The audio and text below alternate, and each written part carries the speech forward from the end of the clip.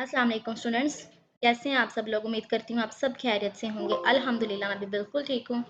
और आज का जो हमारा टॉपिक है this is concentration of solution. हमने देखना है कि हम किसी सोल्यूशन की जो कंसंट्रेशन है उसको कैसे मेजर कर सकते हैं। इससे पहले कि हम लेक्चर को स्टार्ट करें, आप वीडियो को लाइक कर दें, शेयर कर दें, चैनल को सब्सक्राइब कर दें और इसके अलावा जो है आप इंस्टाग्राम पे फॉलो करें। बॉटनी पेपर डी में से आज हमारा टॉपिक है छोटी छोटी टर्म्स हैं, ठीक है। अब सबसे पहले कंसंट्रेशन ऑफ सॉल्यूशन में हमारे पास क्या होता है। The concentration of a solution is relative proportion of the solute is related to the concentration of the solvent. यानी ये ऐसी कंसनट्रेशन यानी सोल्यूट की आपने कॉन्सेंट्रेशन देखनी है और इस तरह से देखनी है कि आपने उसको रिलेट करना है सॉल्वेंट की कंसनट्रेशन के साथ। मतलब आपने ये देखना है कि अगर हमने 2 ग्राम सोल्यूशन के लिए सोल्यूट के लिए हैं तो 5 ग्राम या 10 ग्राम हमने सॉल्वेंट के लिए हैं, तो इस तरह से जो कंसनट्रेशन उसका फिर कंपैरिजन करेंगे it will be the concentration of the solution. तो वो हमें बताएगी कि ये कंसनट्रेशन है पूरे सॉल्यूशन की। तो डिफरेंट यूनिट्स हैं जिसमें हम इसको स्टडी करते हैं, डिफरेंट मेथड्स हैं जिसके तरीके से करते हैं। उसमें सबसे पहले हमारे पास है परसेंटेज। अब परसेंटेज में कैसे आप करोगे, if in a solution the concentration और द वॉल्यूम और द वेट, यानी आप वेट लें या वॉल्यूम लें सोल्यूट का, it is expressed as the percentage. अगर हम उसको परसेंटेज के तौर पे ही एक्सप्रेस कर रहे हैं, परसेंटेज कंपोजिशन बाय वेट, तो इसको हम यही कहेंगे कि ये उसकी परसेंटेज है। अब इसको कैसे पता चलेगा कि कितनी परसेंटेज है। आप एक एग्जांपल लो, जैसे 5 ग्राम हमने लिया शुगर के, 5 gram of the sugar is added to 95 gram of the water. अब पानी आपने 95 ग्राम लिया था, शुगर उसमें आपने 5 ग्राम डाली, तो दोनों मिला के हो गया हमारे पास 100 ग्राम या फिर 100%।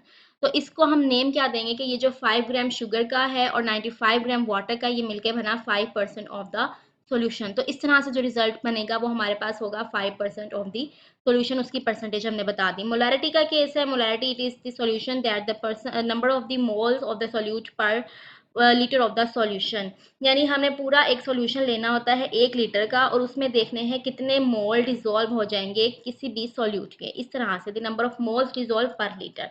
अब कैसे है कि the 1 molar of the substance is equal to the Avogadro's number. Avogadro's number के इक्वल होता है अगर 1 मोल हो किसी भी सब्सटेंस का। और वो एवोगैड्रोस नंबर क्या होते हैं, दे आर 6.023 इंटू 10⁻23। या पढ़ चुके हो पहले भी, इनको एवोगैड्रोस नंबर कहते हैं। इतने 1 मोल में पार्टिकल्स होते हैं किसी भी सॉल्यूशन सॉल्यूट के। उसके अलावा मोलैरिटी इंडिकेट्स दी कॉन्सेंट्रेशन। जो मोलैरिटी है वो हमारे पास बताती है कॉन्सेंट्रेशन। मोलैरिटी जो है वो कॉन्सेंट्रेशन बताएगी, ना कि अमाउंट। तो एवोगैड्रोस नंबर अब आप देखो 6.023 इंटू 10⁻23 होंगे आपने लिया और उसको आपने कहा कि ये 1 मोल जो है वो एवोगैड्रोस नंबर उसका बना सॉल्यूट का, उसको हमने डिसॉल्व कर दिया किसी भी सॉल्यूशन के अंदर और it is the concentration not the amount. अब इसको हम कॉन्सेंट्रेशन कह रहे हैं, हम इसको ये नहीं कहेंगे कि ये किसी भी तरह की कोई अमाउंट है, ठीक है।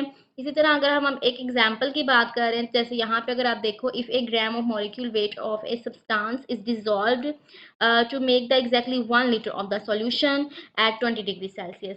मतलब हमने 1 ग्राम लेना है मॉलिक्यूल वेट का, इसको डिसॉल्व कर दिया है हमने किसी भी सॉल्यूशन के अंदर जो 1 लीटर होगा टोटल उसका volume at 20 degree Celsius, 20 degree temperature पे। It is called molar solution. It is the definition of the molar solution. ये मोलर सॉल्यूशन की डेफिनेशन है, ठीक है पूरी।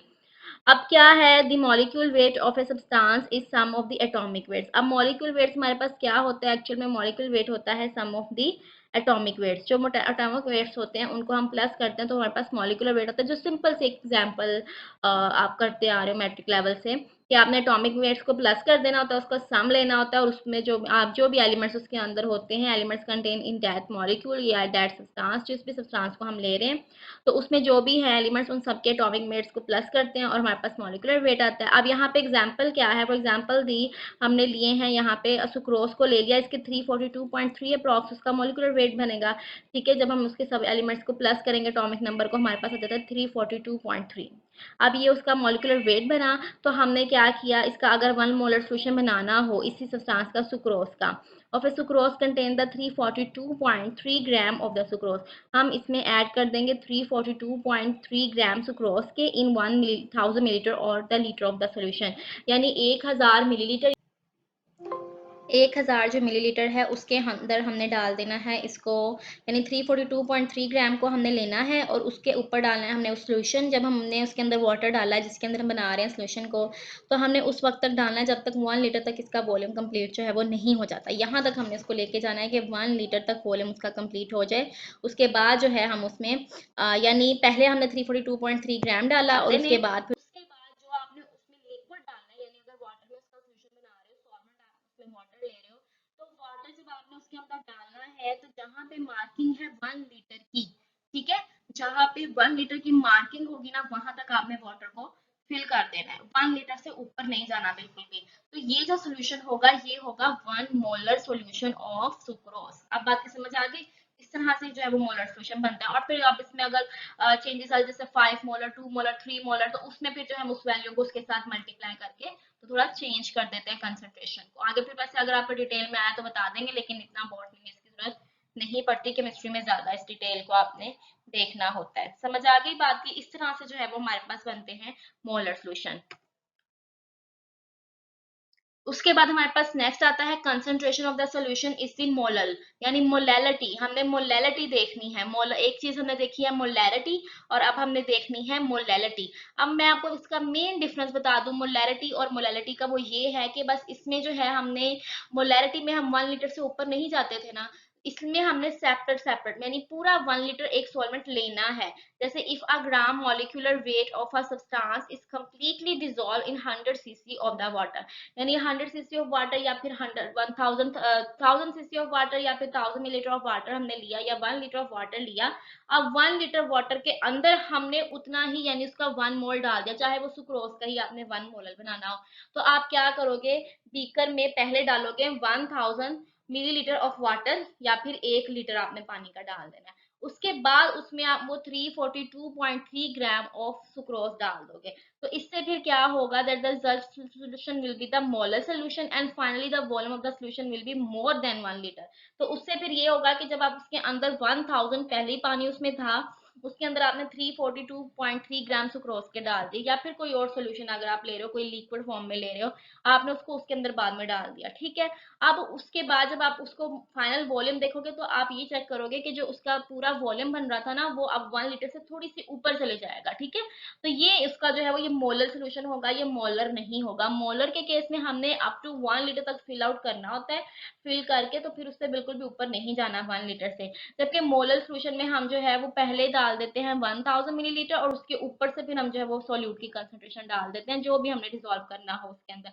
तो उसका जो टोटल या फाइनल वॉल्यूम बनता है वो 1 लीटर से थोड़ा सा ज्यादा बन जाता है, ठीक है। आप समझ आ गई बात की? उसके बाद हमारे पास है इलेक्ट्रोलाइट्स और नॉन इलेक्ट्रोलाइट्स। छोटी सी दो टर्म्स हैं, देख लेते हैं क्या होती हैं, ये आपको अंडरस्टैंडिंग के लिए अच्छी है। अगर ये कर लेंगे तो आपको पता चल जाएगा कि हमने क्या चीज देखनी है। Electrolytes are the substances that can conduct the electric current and when dissolved in the water। Electrolytes ऐसे substances है कि उनको जब भी हम पानी में हल करें तो उसके अंदर से करंट गुजरना शुरू हो जाता है, यानी अगर उसको इलेक्ट्रिसिटी प्रोवाइड की जाए तो वो करंट गुजरता है उसमें। The passage of the electric current through the aqueous solution of an electrolyte results in the decomposition of electrolyte। अब इसमें होता क्या है कि जब आपने किसी भी यानी अगर आपने मिसाल के तौर पे यहाँ पे HCl की एग्जांपल है, इसी एग्जाम्पल पे हम जो है फोकस करेंगे। अगर हमने यानी कोई भी ऐसे ये ले लिया, हमारे पास कोई सोल्यूशन है या कोई सब्सटेंस है जैसे HCl, यहाँ पे हाइड्रोक्लोरिक एसिड है, उसको हमने वाटर में डिसॉल्व कर लिया, ठीक है, उसका एक्वा सोल्यूशन बनाया, तो उसमें से इलेक्ट्रिक करंट पास आउट होना शुरू हो गया। और होता क्या है कि जैसे ही इलेक्ट्रिक करंट उसमें से आप गुजारते हो, it results in the decomposition of the electrolyte, यानी इलेक्ट्रोलाइट जो वो टूटना शुरू हो जाता है, and this process is called the electrolysis. For example यहाँ पे एग्जाम्पल आपको दिए कि जैसे हमने ले लिया यहाँ पे electric current allowed to pass through, electric current को हमने गुजारा through an aqueous solution of hydrochloric acid, यानी HCl के सोल्यूशन में से हमने इलेक्ट्रिक करंट को गुजारा। HCl का सोल्यूशन लिया, उसको पहले ही हमने वाटर में थोड़ा डाइल्यूट किया हुआ था, और उसके अंदर से फिर हमने गुजार दिया इलेक्ट्रिक करंट। तो HCl जो था इट विल ब्रेक, वो टूट जाएगा, it ionises into the hydrogen gas will be release at the cathode. Hydrogen gas जो है वो कैथोड पे चली जाएगी, यानी H पॉजिटिव आयंस जो हमारे पास बनेंगे, and chlorine gas will B chloride ion Cl negative, ठीक है, वो चले जाएंगे एनोड पे, तो वो टूट गया, ठीक है। तो acid bases and salts these are the electrolytes, ये सब इलेक्ट्रोलाइट्स होते हैं क्योंकि इसमें से इलेक्ट्रिक करंट जो आसानी से गुजर जाता है।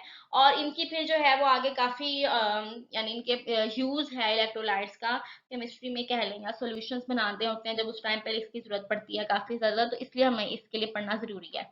नॉन इलेक्ट्रोलाइट्स अब क्या चीज होते हैं? Non electrolytes the substances that has sugars and alcohols. जैसे शुगर्स अल्कोहल्स को देख लें, do not conduct the electric current. इसको अगर हम एक्वस सोल्यूशन इनका ले भी लें, जैसे अगर आप पानी में चीनी हल कर दो और उसके अंदर से किसी तरह करंट गुजारने की कोशिश करो, वो नहीं निकलेगा उसमें से, ठीक है, यानी उसमें से ब्रेक डाउन नहीं होगी। तो this is called the non electrolytes and when these are dissolve in the water do not ionise. और जैसे ही उसका वाटर में डिसॉल्व भी कर लोगे तो वो आयोनाइज नहीं होता। तो इट वाज टुडेज लेक्चर, छोटा सा टॉपिक था, मैंने इसलिए बनाया कि आप कुछ बेसिक टर्म्स को देख लें। नेक्स्ट फिर जो है हमारे थोड़े डिटेल दो टॉपिक आ जाएंगे, हमारा फर्स्ट चैप्टर कंप्लीट हो जाएगा।